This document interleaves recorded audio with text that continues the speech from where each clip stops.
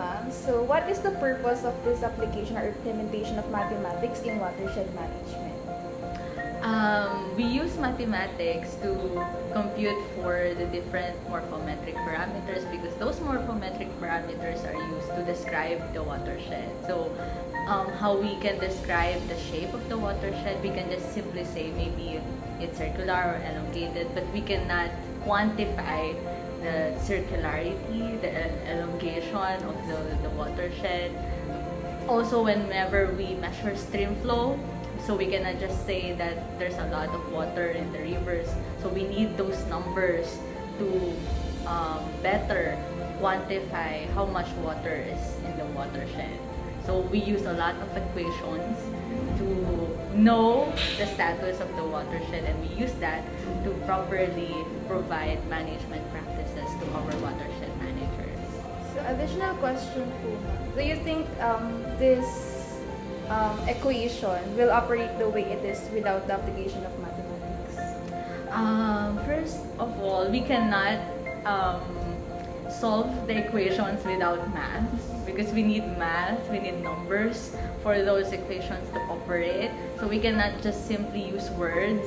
So we need those numbers in order to quantify things, to make things objective rather than subjective.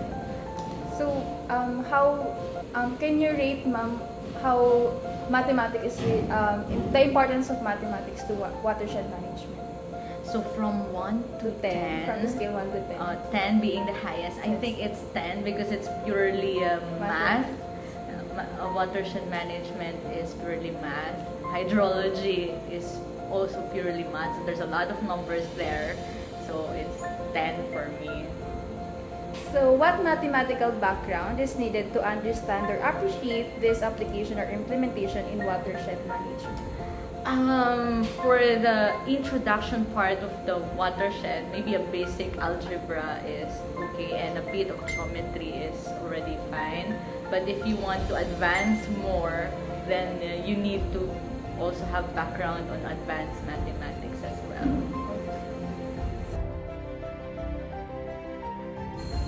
Question po, what is the purpose of this application or implementation of mathematics in agroforestry? Well, in agroforestry, it's very important. For instance, we want to know what comprises agroforestry. Ano ba yung mga elements or components that makes up an agroforestry? So we want to count, and we want later on also to add how many components comprises agroforestry. So basically, yun ay napaka-basic na pangangailangan in terms of the counting and the addition of the different components. What agroforestry provides, the benefits, the outputs, then we need to quantify what are these outputs. Are these outputs positive? Kasi there can be positive outputs and there can be negative outputs. Last question po, sir. What mathematical background po is needed para ma-understand yung, or para ma-understand or appreciate yung application ng agroforestry, ay nung math sa agroforestry? Well, you may need medyo mas higher level mathematics, but if you try to look at the farmer's perspective, kinakailangan meron ka rin pagkakaintindi doon sinasabi natin ng mga basic operation in mathematics.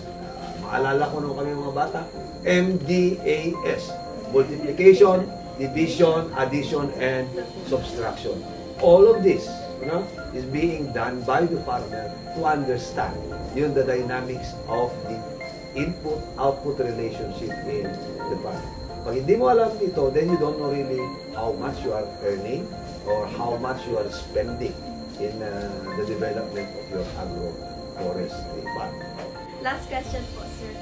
What mathematical background po is needed para ma-understand yung, or para ma-understand or appreciate yung application ng agroforestry, ay nung math sa agroforestry? Well, you may need medyo mas higher level mathematics, but if you try to look at the farmer's perspective, kinakailangan meron ka rin pagkakaintindi doon sinasabi natin ng mga basic operation in mathematics.